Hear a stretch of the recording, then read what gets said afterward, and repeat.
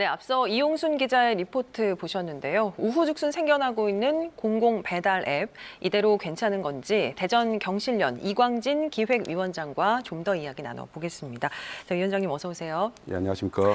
자, 근본적인 질문을 먼저 좀 드려볼게요. 공공 배달 앱이 시장에서 꼭 필요할까요? 어떻게 보세요? 저는 이 문제와 관련해서는 약간 좀 부정적인 의견을 가지고 있습니다. 이게 공공이 여러 사업에 참여하는 것들이 뭐 결코 바람직하다고만 할 수 없는 부분이 있는 건데요. 예. 이 민간 영역 부분까지 이 공공이 예산을 투입해서 참여하는 것들이 과연 바람직한 것이냐 하는 이런 문제를 우리가 좀 살펴볼 필요가 있고요. 예. 민간업체의 경우 살아남기 위해서 각종 연구나 서비스 개선들을 끊임없이 하고 있어요. 예.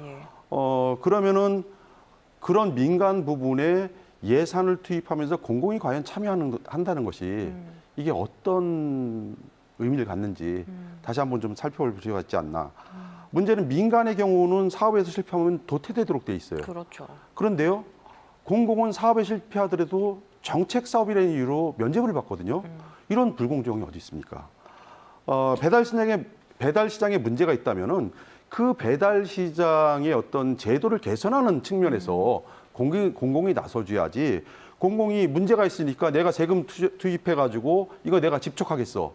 지금 이런 형태거든요. 예. 그래서 민간이 잘할 수 있는 부분은 민간에게 맡기고 민간이 할 수 없지만은 꼭 필요한 사업이다. 이런 부분을 공공이 하는 것들이 맞는 것이 아니냐 이렇게 생각을 하고 있습니다. 일단은 약간 부정적으로 보고 계시는 그렇습니다. 것 같고요. 앞서서 저희 리포트에서 살펴본 충남 공공 배달 앱의 경우에는 이제 수수료를 1.7% 이하 수준으로 한다고 하는데, 자, 이 정도면 시장에서 좀 경쟁력이 있을까요? 글쎄요, 일반적인 배달 앱의 수수료보다는 상당히 낮습니다. 예. 수수료만 놓고 본다면 분명히 경쟁력이 있는데 배달 앱이라는 것들이 단순히 수수료만 놓고 판단할 수는 없는 문제다. 이게 업주도 있고 소비자도 있고 예. 중간에 있는 라이더, 배달하시는 분들 라이더들도 있기 때문에 그렇죠. 이 모두를 만족시키지 않는 한 성공할 수 없다. 저는 이렇게 생각을 합니다. 예.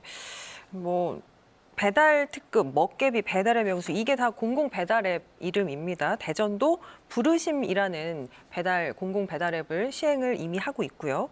자, 이렇게 지자체마다 너도 나도 배달 앱을 출시하고 있는 상황인데, 이게 사업에 실패하면 세금 낭비로 이어지는 게 아니냐, 이런 우려도 나오고 있습니다. 이 부분은 어떻게 이 보세요? 앞에서 잠시 말씀드렸지만은 민간은 사업에서 실패하면 도태됩니다. 예. 그런데 공공은 이런 사업에서 실패하더라도 정책 사업을 진행하는 중에 실패했기 때문에 누구도 책임지지 않는다는 거죠. 아마도 전국 지자체가 공공앱 개발하는 데 들인 그 예산을 다 합치면은 민간 기업이 그 들인 투자액 이상 갈 것입니다. 그렇다면 지금 그만한 성과들이 나타나고 있냐? 결국 그렇지 못하다는 거죠. 그래서 저는 예를 들어서 군산에서 이런 배달 앱이 개발됐고 이것들이 활성화됐다면은 그것들을 우리가 벤치마킹하고 거기와 협력해서 협력 사업으로 진행하면 되는데 그건 남의 성과란 말이에요. 그러다 보니까 지자체들이 우리 성과를 만들기 위해서 이게 예산을 또 투입하는 건데 이러다가 사업이 중단되거나 실패했을 경우에 그건 그대로 예산 낭비로 이어질 수밖에 없다 이렇게 생각을 합니다. 자, 음식점 운영자들이 상대적으로 많이 낮아진 중개 수수료 때문에 어느 정도의 혜택을 볼 수 있다고 한다면, 그러면 소비자들은 공공 배달 앱으로 어떤 혜택을 볼 수 있을까요? 이 부분이 매우 중요한 부분이다 이렇게 생각이 드는데요. 한때 카카오 택시가 영업을 한다니까 문제가 많았습니다. 그래서 그것을 대응하기 위해서 각종 앱들이 또 개발됐습니다. 그런데 지금 상황이 어떻습니까? 소비자들은요, 자기들의 욕구를 채워주는 카카오 택시를 이용하고 있습니다. 심지어 그것들을 반대하던 업계에서도 지금 상황에서는 차라리 이거를 이용하는 게 낫다. 결국 소비자가 원하지 않는다면은 그것은 실패할 수밖에 없는 거거든요. 그래서 소비자가 원하는 대로 가야 되는데 지금은 소비자보다는 사업자 측면에 방점을 두고 가는 게 아니냐 이렇게 생각이 들고요. 한 가지 더 말씀드릴 거는 소비자와 사업자뿐만이 아니고 우리가 최근에 많이 문제시되고 있는 플랫폼 노동자, 즉 라이더. 이것들을 배달하는 라이더들에 대한 어떤 고민은 어디서도 찾아볼 수가 없다. 그게 제일 안타깝다 이렇게 말씀드릴 수 있습니다. 알겠습니다. 이 공공 배달 앱이 자치단체장들이 주도하는 사업으로 흘러가고 있다라는 생각이 들거든요. 본래 취지대로 성공하기 위해서 어떤 과제가 남아 있다고 생각하시는지요? 글쎄요, 뭐 저는 일단 이 근본적인 입장은 좀 반대하는 입장인데요. 예. 뭐 어쩔 수 없이 이게 진행된다고 하면은 저는 몇 가지를 좀 고민을 할 필요가 있다. 첫 번째는 소비자 중심으로 이게 가야 된다는 것입니다. 예. 그래서 소비자가 원하는 부분 이것들을 즉각 서비스해 줘야 된다 하는 거고요.